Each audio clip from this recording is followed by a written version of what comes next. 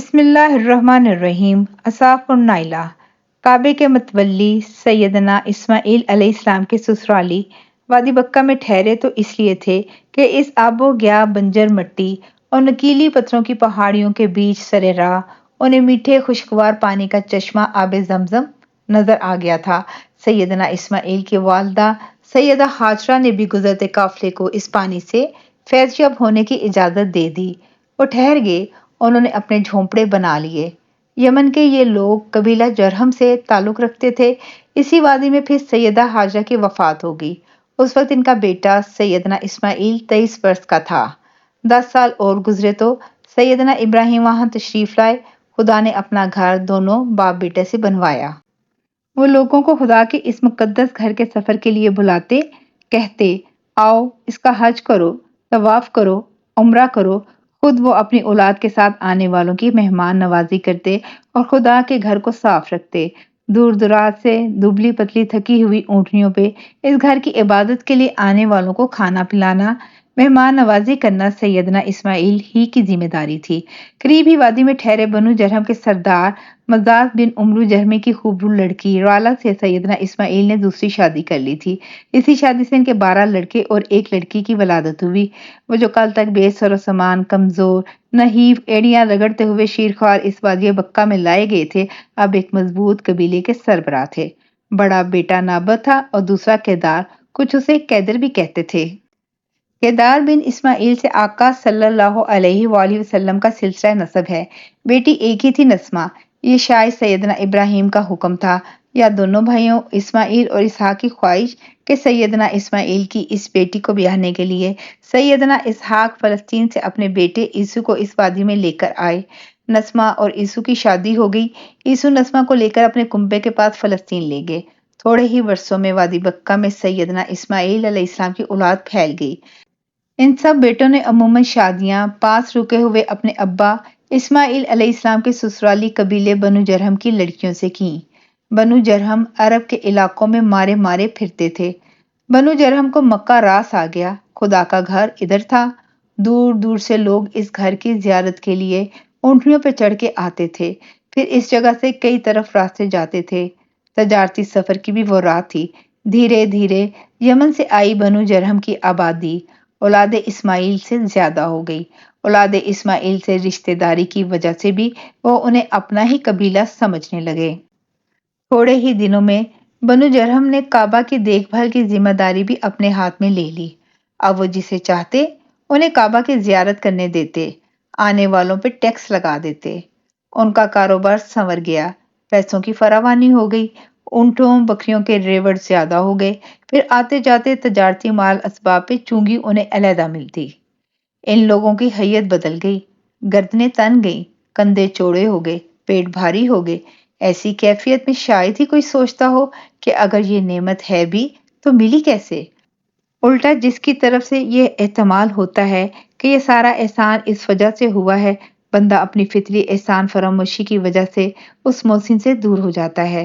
پہلے اولاد اسماعیل سے دور ہوئے، پھر ان کے بنائے خدائے مقدس کے گھر کے تو چودھری بنے رہے، خدا سے بیگانے ہو گئے۔ کعبہ ضرور وہاں تھا، مگر وہ ان لوگوں کے لیے پیسہ کمانے کی دکان بن گیا۔ کعبے کے گردا گرد ان لوگوں نے اپنے گھر بنا لیے۔ کعبے سے 40 گز دور زمزم کا کنواں تھا، وہیں ان کے قبیلے کے ایک مرد اصاف بن لیلہ جرہمی اور وادی کے باہر سے آئی ہوئی کسی لڑکی نائلہ بنت وائل نے زمزم کے کنارے پانی پیتے پلاتے بدکاری کر دی۔ کہتے ہیں اس گناہ کی پاداش میں نائلہ اور اصاف دونوں کے جسم پتھر کے بن گئے۔ ہونا تو یہ چاہیے تھا کہ لوگ ان پتھروں پر جا کر کنکریاں مارتے، رمی کرتے۔ ہوا الٹ، جرموں نے جا کر ان پتھروں پہ چڑھاوے چڑھانا شروع کر دیے، جیسے انہوں نے کوئی بہت بڑا پن کیا ہو، کوئی کارنامہ انجام دیا ہو۔ کوئی پھل لے آتا، کوئی اپنا جانور لا کے وہیں ان دونوں پتھروں کے بیچ چھری لے کر اسے ذبح کرتا۔ باہر سے آنے والے زائرین کے لیے بھی یہ یک طرفہ تماشا تھا، وہ بھی یہی کرتے جو یہاں کیا جاتا۔ الٹا ان بد کردار پتھروں کی مزید افزائی کے لیے انہوں نے نائلہ کو حرم کے اندر ہی خانہ خدا سے کوئی 100 گز کے فاصلے پہ صفا پہاڑ پہ جا رکھا کہ دور سے نظر آئے۔ اصاف کو اٹھا کے صفا سے 204 گز دور मरवा की चोटी पे जा सजाया और इन दोनों की पूजा पाठ होने लगी। साल हर साल ये सिलसिला चलता रहा। बनु खजाया वाले भी सेले अरम के पेश नजर यमन से सुकून तर्क करके इधर आए बैठे थे।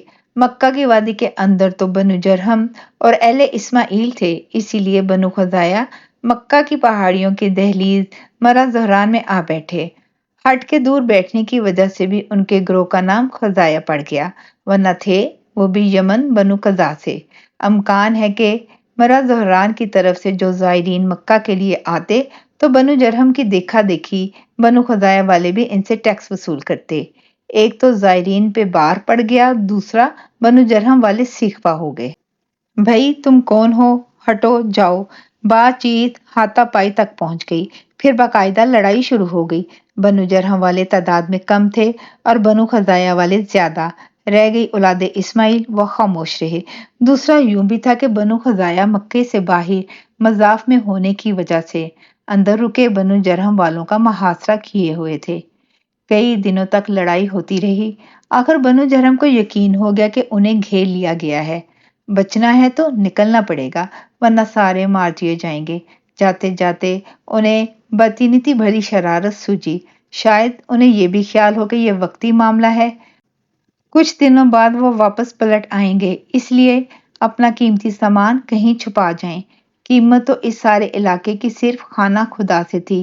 काबे पे चढ़ावे चढ़ते थे, किसी चढ़ावे की कोई आखिरी हद तो थी नहीं। कई कीमती तलवारें, सोने के बने हुए 2 हिरन और बहुत सा चांदी सोने का सामान वो कहाँ भागे भागे साथ लिए फिरते। उन्होंने सोचा ये सारा सामान यहीं कहीं किसी ऐसी जगह छुपाएं कि किसी की निगाह ना पड़े। जब फिर वापसी की राह मिले तो आकर निकाल लेंगे।